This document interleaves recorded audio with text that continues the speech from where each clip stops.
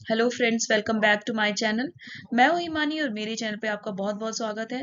Friends, target high book के MCQs की series में पार्ट 13 लेकर आई हूं। क्लिनिकल बेस्ड क्वेश्चन है, बहुत ही इंपॉर्टेंट होने वाले हैं नॉरसेट 8, नॉरसेट 9 और आगे आने वाली नॉरसेट्स के लिए, प्लस आरआरबी और जो भी कॉम्पिटिटिव नर्सिंग एग्जाम आ रहे हैं रिक्रूटमेंट के लिए, सबके लिए बहुत ही इंपॉर्टेंट है। क्योंकि आजकल जो भी कॉम्पिटिटिव एग्जाम आ रहे हैं उनका जो प्रायोरिटीज हैं वो चेंज हो गई हैं। आजकल स्टैटिक क्वेश्चन आने की बजाय क्लिनिकल बेस ज़्यादा दिए जा रहे हैं, ताकि स्टूडेंट नर्स की जो असेसमेंट है वो प्रॉपरली की जा सके क्लिनिकल सिचुएशन में। तो चलिए शुरू करते हैं आज की वीडियो। सबसे पहले मेरा छोटा सा इंट्रोडक्शन। मैंने आरए के कॉलेज से ग्रेजुएशन की है बीएससी नर्सिंग में। उसके बाद मैंने पोस्ट ग्रेजुएट डिप्लोमा किया है एस की यानी administrative staff college of India Hyderabad से, जो कि फुल टाइम किया है। और इसके बाद मैंने दिल्ली एम्स में जॉब स्टार्ट की है। 13 ईयर्स हो चुके हैं मेरी जॉब को। तो इसी नोट के साथ मैं शुरू करती हूँ आज की video. Question number 1। Next day the nurse assesses increase in the abdominal girth, distension, and shifting dullness.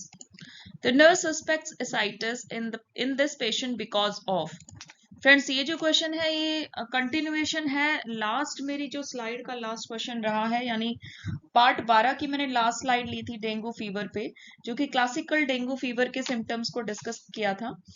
इसके बाद उसी पेशेंट के बारे में बताया गया है कि पेशेंट को जो है एसाइटिस डेवलप हो रहा है। और एसाइटिस जो है एक बहुत ही सीवियर कॉम्प्लिकेशन होती है डेंगू फीवर में। ये क्यों होता है, इसके ऑप्शंस दिए हुए हैं यहाँ पे। First is decrease platelet count, second increase in capillary permeability, and third increase in hydrostatic pressure, या फिर फोर्थ लिवर इन्वॉल्वमेंट। तो यहाँ पे जो करेक्ट आंसर है वो बहुत लोग सोचेंगे लिवर इन्वॉल्वमेंट है, बट एक्चुअली ये इंक्रीज इन कैपिलरी परमिएबिलिटी है। जी हाँ फ्रेंड्स, डेंगू फीवर में जो है ऑन्कोटिक प्रेशर जो है डिक्रीज हो जाता है, और due to increase in capillary permeability जो एक्सेस फ्लूइड है, there is a heavy fluid shift. तो फ्लूइड का मूवमेंट होता है सेल से इंटरस्टिशियल प्लेसेस जो होती हैं हमारी बॉडी में, जहां भी सेल्स होते हैं उसके बीच में इंटरस्टिशियल स्पेसेस होती हैं, वहां पे सेल से निकलकर फ्लूइड उसके अंदर एकोमुलेट हो जाता है। उससे क्या स्वेलिंग हो जाती है और इसी कारण एसाइटिस डेवलप होता है पेशेंट को।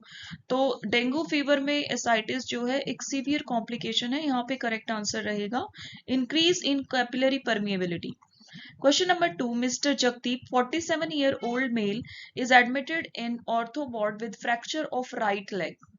Suddenly complains of chest pain and dyspnea. His BP is 85/50. Pulse is जो 124 beats per minute. Respiration rate है इनका 24 breath per minute. And which of the following initial should a nurse perform to diagnose the condition? Friends, यहाँ पे patient का leg fracture हुआ है, उसके बाद उसको चेस्ट पेन डेवलप हो रहा है, डिस्निया डेवलप हो रहा है, और बीपी फॉल कर रहा है, टैकीकार्डिया हो रहा है, और जो हमारे रेस्पिरेशन रेट है वो धीरे धीरे इंक्रीज हो रहा है। ये बेसिकली साइन होते हैं डीप वेन थ्रोम्बोसिस के। तो यहाँ पे पल्मोनरी एम्बोलिज्म एक नर्स सस्पेक्ट कर सकती है, क्योंकि जो पेशेंट है उसको राइट लेग फ्रैक्चर मतलब लेग फ्रैक्चर हुआ है। तो जब लेग फ्रैक्चर होता है तो नॉर्मली जो फीमर फ्रैक्चर होते हैं उनमें जो है पीई यानी पल्मोनरी एम्बोलिज्म बहुत ही कॉमन एक कॉम्प्लिकेशन बन सकती है पेशेंट को, स्पेशली विद इन 48 आवर्स। तो अगर डिलेड सर्जरी होती है और patient in is an trauma, जो कि लेग फ्रैक्चर का ट्रॉमा बताया गया है, डिलेड सर्जरी में पीई बहुत ही कॉमन जो है कंडीशन बन जाती है। तो यहाँ पे नर्स को सबसे पहले जो करना है उसके ऑप्शंस दिए हुए हैं। Take a sample of ABG, then obtain a chest X-ray, auscultate the lung and heart sound, and prepare the patient for pulmonary angiogram. तो यहाँ पे जो लास्ट ऑप्शन है prepare the patient for pulmonary angiogram is the most important intervention और priority for a nurse, क्योंकि PE जो है बहुत ही जो सिवियर कॉम्प्लिकेशन है वो साबित हो सकता है अगर हम इसको टाइमली रिजॉल्व ना करें तो। Question number 3. A student nurse is carrying a patient with DVT. Which action by the student nurse should be corrected by the duty nurse? जो कि स्टूडेंट नर्स है डीवीटी के पेशेंट को केयर कर रही है, तो क्या क्या प्रायोरिटीज उसको देखनी चाहिए? ऑप्शन दिए हुए elevating the legs of the patient, then applying warm packs, applying compression bumps, applying pressure after IM injection. तो यहाँ पे जो करेक्ट ऑप्शन है वो होगा अप्लाइंग कंप्रेशन पंप्स, क्योंकि कंप्रेशन पंप्स हम डीवीटी डायग्नोज होने से पहले, मतलब अगर पेशेंट रिस्क में है डीवीटी के, तभी अप्लाई करते हैं, क्योंकि कंप्रेशन पंप का कोई यूज नहीं है अगर हम डीवीटी होने के बाद अप्लाई कर रहे हैं। तो यहाँ पे जो correct the action to be corrected होगा वो है applying compression pumps. Question number 4. A 45-year-old woman is admitted with generalized edema and suspected heart failure. The nurse expects which of the following diagnostic tests to be ordered by the physician in addition to standard blood test. अब इनमें से कौन सा जो है important है? Option दिए हुए D dimer, serum ferritin, serum albumin या फिर serum brain natriuretic peptide level. Brain natriuretic peptide level test, जो कि BNP के नाम से भी जाना जाता है, is the correct answer here. ये एक टाइप का प्रोटीन है जो ब्लड में होता है, और ये जो हार्ट एंड ब्लड वेसल के प्रोटीन को जो है बताता है। तो इसके लेवल से हम जान सकते हैं कि हार्ट कॉम्प्रोमाइज्ड है और हार्ट फेलियर में जा रहा है। तो increased in BNP levels is the sign of heart failure और cardiac arrest. फ्रेंड्स यहाँ पे मुझे कमेंट करके बताइए नॉर्मल BNP की वैल्यू क्या है, सीरम BNP, तो आप कमेंट करके बता सकते हैं उसको। Question number 5. Nurse Remya caring a patient who actually experiences a cardiac arrest as the nurse is in emergency situation. Which substance in the nurse body will be secreted in huge amounts to help the nurse respond to this situation? Friends ये question मुझे काफी अच्छा लगा है, क्योंकि यहाँ पे एक नर्स की सिचुएशन को बताया गया है, और बेसिकली जो क्वेश्चन है वो नर्स पे बेस्ड है रादर देन अ पेशेंट। तो बड़ा ही डिफरेंट क्वेश्चन है। ये भी बताता है कि हमें हमेशा हम नर्स जो होते हैं वो पेशेंट की केयर करते हैं, बट एक नर्स की बॉडी में क्या चल रहा होता है उस टाइम पे जब एक नर्स इमरजेंसी सिचुएशन को हैंडल करती है, is the important question to be asked. क्योंकि जो नर्स होती है वो एक केयरिंग प्रोफेशन में है, but at the same time colleague जो है उसको भी हेल्प करनी चाहिए एक नर्स की while she is in emergency. तो केयरिंग सिचुएशन एक नर्स के लिए भी इक्वली इंपॉर्टेंट होनी चाहिए। तो it's not about the colleagues, but the senior as well as the junior should help the nurse at that time. Options दिए हुए हैं aldosterone, thyroid stimulating hormone, epinephrine या ACTH इज एडिनोकोर्टिकोट्रोफिक हार्मोन। ये pituitary gland से secrete होता है ACTH। यहाँ पे जो करेक्ट आंसर है वो है एपिनेफ्रिन। एपिनेफ्रिन जो है एड्रेनलिन हार्मोन होता है, is known as emergency hormone, और ये जो है रैपिड सिक्रेशन, जो भी हम एक्शन रैपिडली लेते हैं या हम इमरजेंसी सिचुएशन में होते हैं उसके लिए ये बहुत ही इंपॉर्टेंट होता है, और एक स्ट्रेस सिचुएशन को रिस्पॉन्ड करता है बहुत ही बेहतरीन तरीके से। इसमें क्या होता है, जो पर्सन होता है उसकी सोचने की क्षमता बढ़ जाती है और स्ट्रेस में रिस्पॉन्ड करने की क्षमता बढ़ जाती है। ये क्या करता है, मेटाबॉलिक रेट को एकदम से इंक्रीज कर देगा, और ब्लड वेसल्स जो हमारे हार्ट और ब्रेन को सप्लाई करते हैं उनको डायलेट कर देगा, और प्रोफ्यूज ब्लड सप्लाई होता है हमारे ब्लड और हार्ट और ब्रेन को, ताकि हम प्रॉपरली थिंक कर पाए और एक अच्छा एक्शन ले पाए eight that time of emergency. तो ये आपको याद रहेगा हमेशा, एपिनेफ्रिन और adrenaline. Question number 6. A patient needs to be shifted for CT scan. What mandatory precaution the duty nurse should take before shifting the patient? Friends यहाँ पे mister Rajesh हैं जो उनको हेड इंजरी हुई है और उनको शिफ्ट किया जा रहा है फॉर CT स्कैन। सिचुएशन मैंने आपको बता दी है, तो उसमें कौन सा एक्शन नर्स को लेना है? सबसे पहला ऑप्शन है Philadelphia collar for neck stabilisation, B is insert a Ryle's tube to decompress the stomach, C is perform oral and nasal suctioning, insert an arterial line to accurately measure the BP। तो यहाँ पे nurse को Philadelphia collar जो है apply करना है patient को for neck stabilisation, क्योंकि नेक स्टेबलाइजेशन बहुत इंपॉर्टेंट है हेड इंजरी में। ये एक रिजिड जो है non toxic hypoallergenic latex free foam collar होता है that provides rigid plastic support in front and behind your neck. तो नेक सपोर्ट देता है प्रॉपरली, तो स्टेबलाइज करेगा नेट को for CT scan. Question number 7. The CT scan shows a subdural hematoma with radiological sign of increased intracranial pressure. Which of the following action by the nurse will be helpful in preventing further increase in intracranial pressure? तो in continuation with the previous question यानी question number 6, patient को head injury है, CT scan हो चुका है, सबड्यूलर haematoma diagnose हुआ है, intracranial pressure बढ़ चुका है, तो नर्स को क्या स्टेप्स लेने हैं? Option A placing the patient in lateral position, B is raising the head end of the bed by 30 degrees, then keeping the neck flexed, and D is doing a lumbar puncture। तो मैं ये बता दूं कि doing a lumbar puncture is not nurses responsibility, but यहाँ पे priority दी गई है कि क्या क्या हमें करना है पेशेंट के लिए। तो doing a lumbar puncture of course A doctor will do is not the priority over here, but यहाँ पे अगर इंक्रीज है इनका इंट्राक्रेनियल प्रेशर, तो जो ऑप्शन बी है raising head end by 30 degrees is the most important intervention. Question number 8. After about an hour, one of the injury, the nurse assesses the patient again. Which of the following would alert her towards worsening the status? ये in continuation ही चले आ रहे हैं। Head injury का patient है तो क्या अगर कुछ कॉम्प्लिकेशन होगी तो क्या हो सकता है?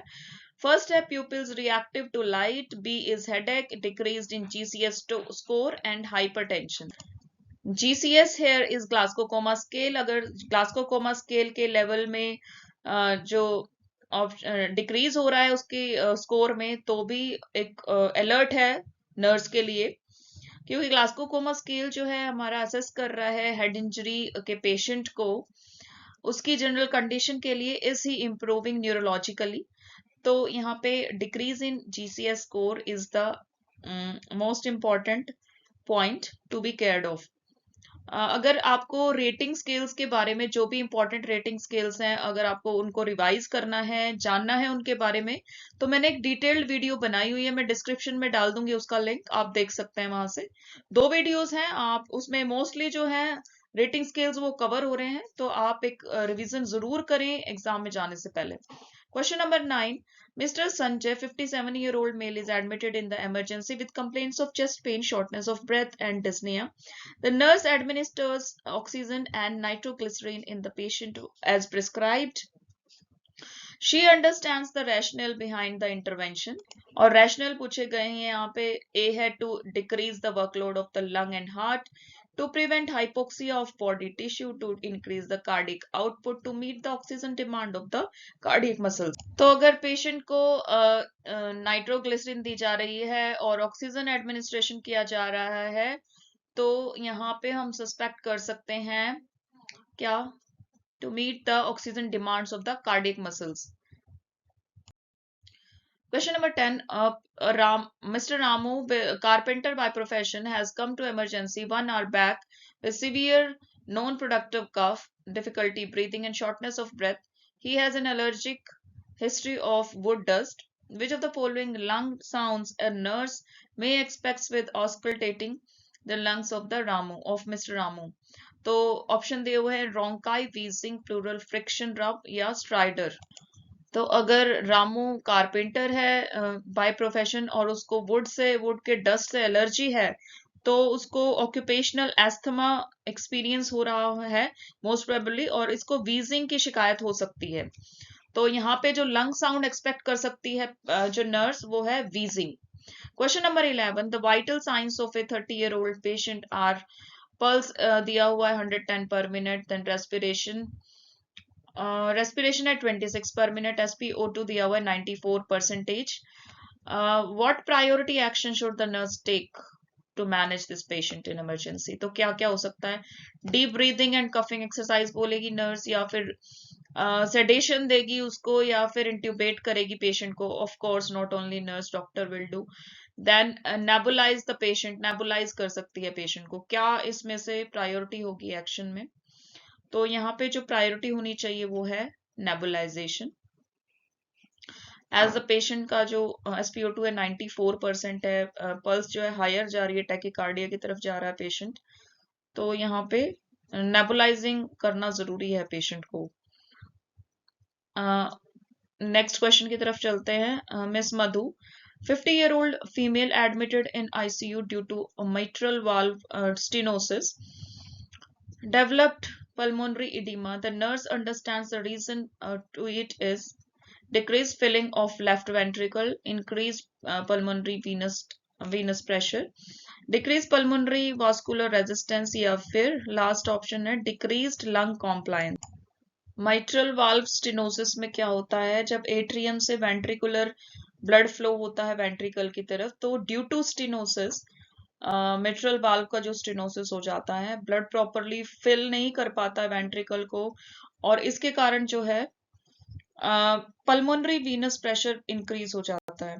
क्योंकि एट्रियम का प्रेशर इंक्रीज होगा, उससे जो पल्मोनरी वेन का प्रेशर है वो भी इंक्रीज हो जाएगा, और पल्मोनरी हाइपरटेंशन और इडीमा डेवलप होगा. On assessment of Mrs. Madhu, nurse found that the patient is coughing sputum. The sputum characteristics are thick and green colored, B is frothy and pink tinged, C is mucoid and transparent, D is sticky and yellow colored. तो friends confuse मत होना, ये last question का ही है. ये pulmonary जो pressure बढ़ रहा था वही क्वेश्चन है. लास्ट क्वेश्चन क्या था? पल्मोनरी इडीमा जो डेवलप हो रहा है पेशेंट को due to mitral valve stenosis. तो यहाँ पे जो स्प्यूटम आएगा उसकी कैरेक्टरिस्टिक स्पेशली यही होंगी, frothy and pink tinge. Pink colour का आएगा और फ्रोदी होगा, तो दैट इज ये है कैरेक्टरिस्टिक्स है of pulmonary oedema. There would be leakage of fluid into the alveolar capillaries that mix up with the small amount of blood. वो small amount of blood में mix होके आएगा जो sputum है. Next question की तरफ चलते हैं. Question number 14. Anshu, 14-year-old girl, is nearly drowned during her swimming session at school. Which of the following signs indicate patient has respiratory arrest? Option दिए हुए हैं. No pulse, absent lung sounds, then pulsus paradoxus and cyanosis. तो यहाँ पे जो correct answer है वो है option B, absent lung sound. अगर बच्चा जो है डूब जाता है तो उसके जो लंग है उसमें फ्लूइड फिल हो जाता है, और इसकी वजह से जो लंग साउंड होते हैं वो डिक्रीज हो जाते हैं या बिल्कुल नहीं आते हैं. तो ऑन दिस रेस्पिरेटरी अरेस्ट भी हम सोच सकते हैं, और एब्सेंट ऑफ लंग साउंड हम एक्सपेक्ट कर सकते हैं. क्वेश्चन नंबर 15 की तरफ जाएंगे. अंशु, सेम उसी अंशु का ही क्वेश्चन है. क्वेश्चन नंबर 13 का ही कंटिन्यूएशन है. अंशु's coach gave her rescue breaths after checking her pulse. The purpose of giving rescue breaths in respiratory arrest is. Option है artificially contract the lungs, provide oxygen to victim's lungs, then push the diaphragm to remove water, and D is create a negative pressure in the chest. यहाँ पे जो correct answer है वो है provide, B option, provide oxygen to the victim's lungs. हमारा जो है passive जो ब्रीदिंग देने का क्या पर्पस होता है? रेस्क्यू ब्रेथ स्पेशली जिसको हम बोलते हैं, कि हम प्रोवाइड कर रहे हैं ऑक्सीजन पेशेंट की लंग्स को टू स्टिमुलेट देम. तो कार्डियक कंप्रेशन के साथ पेशेंट की लंग्स को स्टिमुलेट करने के लिए जो है रेस्क्यू ब्रेथ देना बहुत इंपॉर्टेंट है. Question number 15. How many rescue breaths per minute the coach should give to Anshu in the case? तो यहाँ पे AHA गाइडलाइंस पूछी गई हैं. अमेरिकन हार्ट एसोसिएशन, हम उन्हीं गाइडलाइंस को फॉलो करते हैं. तो यहाँ पे जो है ऑप्शन सी 10 to 12 ब्रेथ्स जो हैं वो पर मिनट के हिसाब से हमें देनी है अंशु को। तो जो है 1 breath for every 5 to 6 seconds दी जाती है। Hence giving 10 to 12 breaths by to Anshu by the coach is appropriate here. Question number 17, Mr. Sajan, 40-year-old patient presented in emergency with sudden onset of left side facial drooping, left arm weakness, slurred speech. His BP is 220 over 100. Then pulse is 98 and pupils are equal. What is the likely diagnosis? Options दिए हुए हैं myocardial infection, Bell's palsy, stroke या फिर raised intracranial pressure. तो correct answer होगा यहाँ पे stroke. Stroke में ही बीपी इंक्रीज हो जाता है, पल्स भी इंक्रीज हो रही है यहाँ पे। और स्पेशली यहाँ पे जो सिम्टम दिए साइंस दिए हुए हैं जैसे left side facial drooping, left arm weakness, slurred speech, तो ये सारे जो साइंस एंड सिम्टम्स हैं वो स्ट्रोक के ही हैं। तो the option C is correct here. Question number 18. The nurse explains to the relative that which of the following risk factors of stroke may be responsible for brain attack in the patient mentioned in previous question. Options हैं anemia, oral contraceptives, hypertension या फिर age. तो अगर previous question को देखें तो hypertension यहाँ basically जो risk factor है वो नजर आ रहा है patient के लिए। क्वेश्चन नेक्स्ट की तरफ चलते हैं। Question number 19, which famous mnemonic best describes the warning signs of the above mentioned disease? above mentioned disease है stroke और यहाँ पे जो बेस्ट न्यूमोनिक है उसके लिए वो है फास्ट, जो कि ऑप्शन डी है FAST। ये जो एक्रोनिम है इसकी फुल फॉर्म बताती हूँ मैं आपको। इसका F stands for facial drooping, A stands for arm weakness, A stands for arm weakness, then S stands for speech difficulty or slurred speech, and T is for time. तो यहाँ पे fast action करना है जो भी stand buyers हैं या फिर अटेंडेंट्स हैं उनको, और अगर फास्ट सिम्टम्स आ रहे हैं तो patient is in stroke. Next question again उसी पेशेंट के लिए है। Mister Sajan was brought to ER within 1.5 hour of appearance of first symptom of ischemic stroke. The nurse understands the patient is within the window period and is eligible for getting which of the following drugs? First is anticoagulants, B is thrombolytics, C is antihypertensives, D is steroids. Friends जो stroke के लिए thrombolytic drugs हैं वो बहुत important हैं। और अगर patient with in window period है, यहाँ पे विंडो पीरियड जो है 3 आवर्स का होता है, पेशेंट को 1.5 आवर में ही लाया गया है तो he is with in the window period. और जो सबसे इंपॉर्टेंट ड्रग है यहाँ पे वो थ्रोम्बोलाइटिक्स हैं जो हमें देने हैं पेशेंट को, ताकि जो भी क्लॉट बना है, जो भी जहाँ पे भी पेशेंट को क्लॉट बना है वो क्लियर आउट हो जाए। तो फ्रेंड्स ये थे आज के 20 questions and keep reviewing the slides और all the best for the coming exam. लेकिन उससे पहले मैं यही कहूंगी, अगर मेरी स्लाइड्स आपको पसंद आ रहे हैं तो प्लीज लाइक कीजिए, कमेंट कीजिए और शेयर कीजिए अपने सभी दोस्तों के साथ जो भी एग्जाम दे रहे हैं। और प्लीज सब्सक्राइब करना मत भूलिए मेरे चैनल को, क्योंकि मैं कंटिन्यूअसली वीडियो डाल रही हूँ। आगे आने वाली वीडियोस में मैं लास्ट ईयर के क्वेश्चंस वगैरह डिस्कस करूंगी और एग्जाम जाने से पहले अब जरूर आपको इंपॉर्टेंट टिप्स दूंगी जो कि आपको फॉलो करनी चाहिए, जो कि मैंने अपने लिए फॉलो करी थी और आपके लिए भी इंपॉर्टेंट हो सकती हैं। तो all the best for the coming exams. Bye bye.